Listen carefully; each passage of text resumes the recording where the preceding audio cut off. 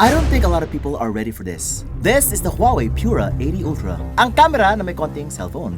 This is simply the biggest jump in terms of camera technology in recent years. Check that camera out. It's huge, massive. This is simply the biggest forward symbol design from a HUAWEI Pura phone. Well, syempre naman, 1-inch 50MP sensor po to. So big that it allows so much light into the camera, giving you better details, better low light performance like never before. But I guess the most exciting thing about this phone is its first ever industry-leading switchable dual-telephoto cameras. Yan po yung dalawang sensor dito sa isang malaking bilog. That allows you to do this, and this,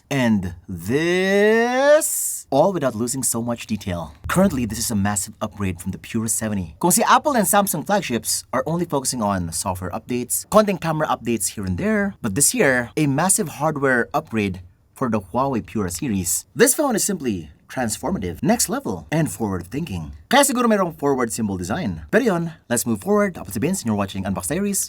Ooh! Quick unboxing. Guys, the box is just so nice. Bigger than the usual. Inside we're getting, ang laki ng phone sa box. And underneath we're getting all of these nice things na hindi mo usually nakikita sa mga flagship unboxing. Like a very nice big fast charging charger na dalawa pa yung ports. May Type A, may Type C. 100 watts po yan. Pwede rin sa mga laptop. Type C cable, the SIM ejector pin gets its own box. And lastly, this beautiful, oh my god, luxury casing. Let's try it out.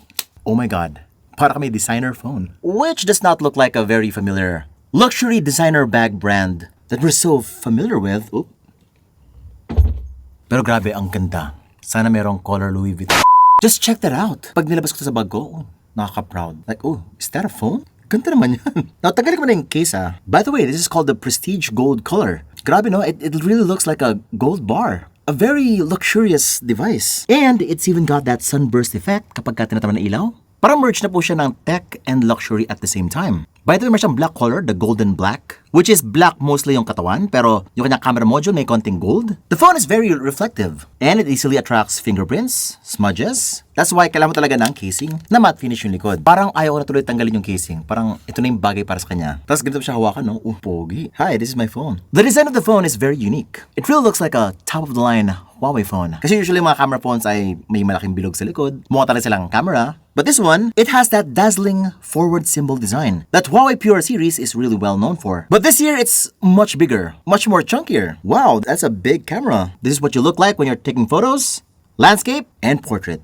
Oh, check that out. Switchable tele-lens nakalagay sa likod. Grabe yung attention to detail. When you look closely, sa camera module, meron siya mga lines dyan, making it look more luxurious. Pero the phone is quite heavy and quite thick as well. Ito po ay 233 grams. But the moment you hold it, you really feel like it's a very expensive, very luxurious flagship device. And look at this, even yung kanyang wallpaper, every time you press the power button, grabe yung gradient guys. Bagay na bagay talaga sa design niya. Oh, by the way, dito naman yung kung gaano siya ka-seamless yung kanyang display. This is a quad curve display by the way. So para lumalabas, meron siyang illusion that the display is part of the body. Every side of the phone is curved. Wait, check this out. Kapag ka nilagay ko sa table, it kind of looks well balanced. Hindi siya pauga-uga ng ganyan. Very stable po siya.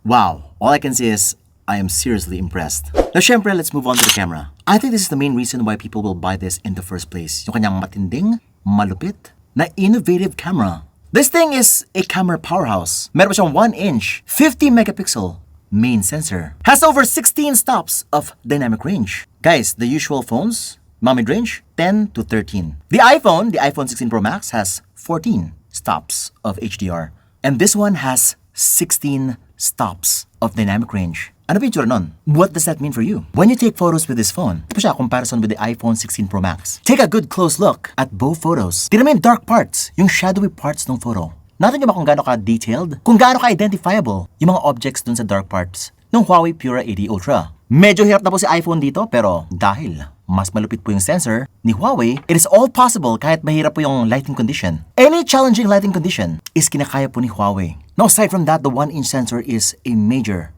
game changer. For example, ito side-by-side, BGC shot, low light na. This one is a very dark shot, pero lumalabas si HUAWEI ay very well lit, very sharp. And the background blur is just so good. Now this scene is parang posible lang sa mga DSLR or mirrorless cameras simply because yung mga sensor nila ay mas malaki. There's just so much that small camera sensors can do during these very challenging lighting conditions. Pero minani lang ni Huawei. With this, the Huawei has been very consistent sa kanyang image quality. Better white balance, better skin tones, more detail, superior low light quality. But the star of the show is that industry first, switchable dual telephoto camera at the back. With this, you're gonna get a 3.7x and a 9.4x optical zoom lens na switchable. Before kasi kapag meron kang optical zoom na isa lang, kapag nag-zoom in ka further, nagbabago na po yung image quality. More noise, nag-iiba yung white balance. Pero to guys, tingnan mo to from 3.7x to 9.4 and even a little bit further, talagang consistent siya all throughout, giving you a consistent photo na hindi kayang gawin ng ibang cellphone. Kaya madalas SLR pa rin or mirrorless camera ang gamit ng mga professionals simply because of this problem. And I think that's what you need as a photographer. Yung performance sobrang consistent. Consistent in image quality,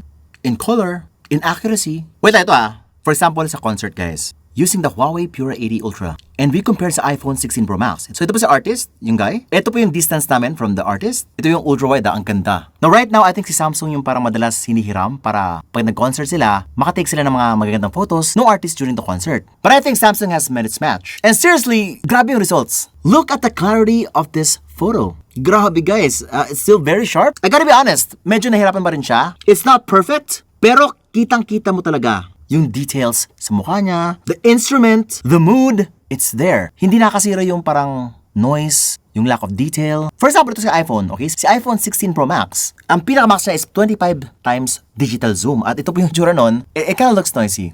Pero still, it's very good.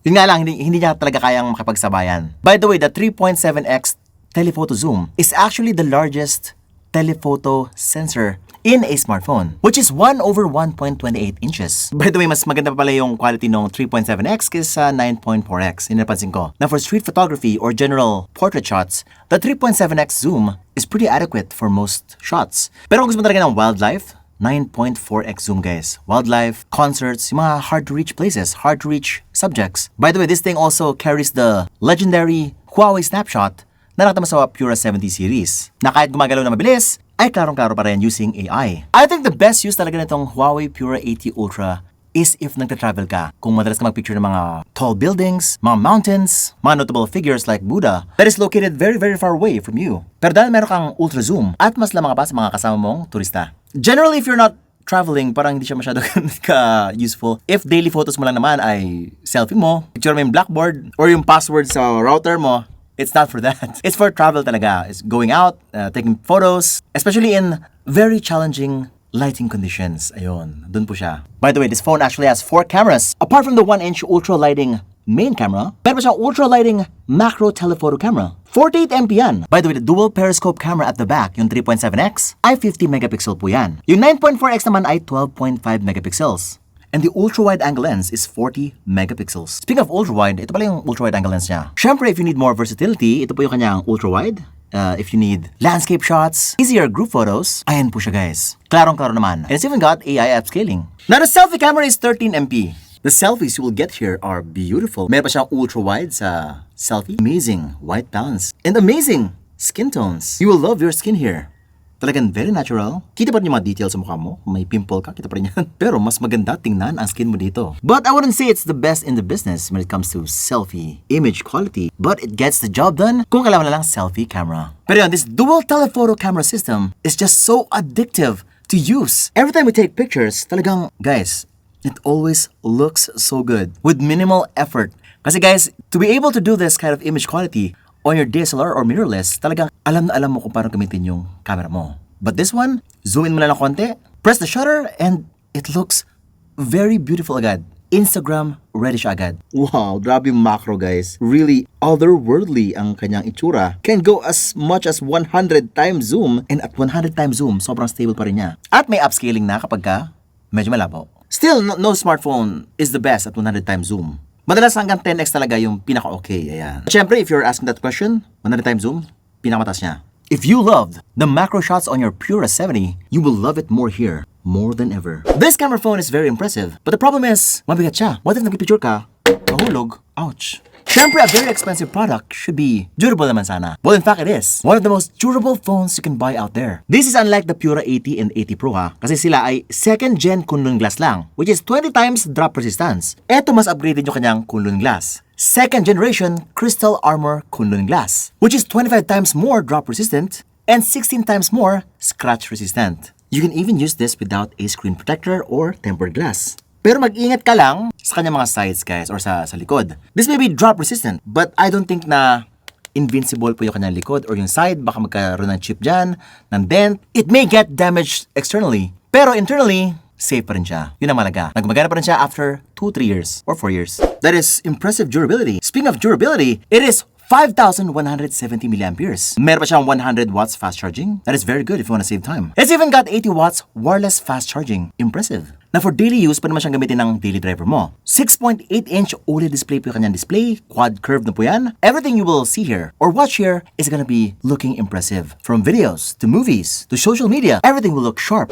And yes, you can play Genshin Impact, Mobile Legends, HUAWEI, walang problema. Very smooth naman po sila. But it's not a gaming phone in the first place. It's mostly a camera phone or a flagship phone na gusto mong dalhin sa labas if you want really amazing photos. Huawei is setting a new standard that I don't think a lot of its competitors can actually compete. The camera on this thing is too advanced, too far ahead to even catch up. This is for those na gusto talaga yung the latest and greatest. Kung kulang na talaga sa Samsung or sa iPhone, right now there is nothing else out there that can compare with the HUAWEI Pura80 Ultra in terms of the telephoto, the low light capability, and even the luxurious design. I would have to say that this could be the designer brand smartphone.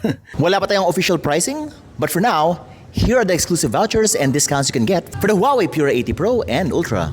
If you're someone who wants class, power, performance, I think this is right up there at the top. And I know a lot of people who really love their Huawei phones, even though there are a little bit of kinks here and there. But that is for you to decide. Syempre, I'm just laying the facts here. What do you think about the HUAWEI Pura80 Ultra? Is it the phone for you? With the HUAWEI Pura80 Ultra. But if you want to see a different phone, baka may mas malupit pa tayong camera phone out there, tingnan natin. The year is still not finished. Syempre, may mga phones pa nalabas dyan na baka mas malupit pa yung camera. But, syempre, mag-subscribe lang, hit the bell icon so that you don't miss any of my great upcoming content. But since you're watching Unbox Diaries. Ooh.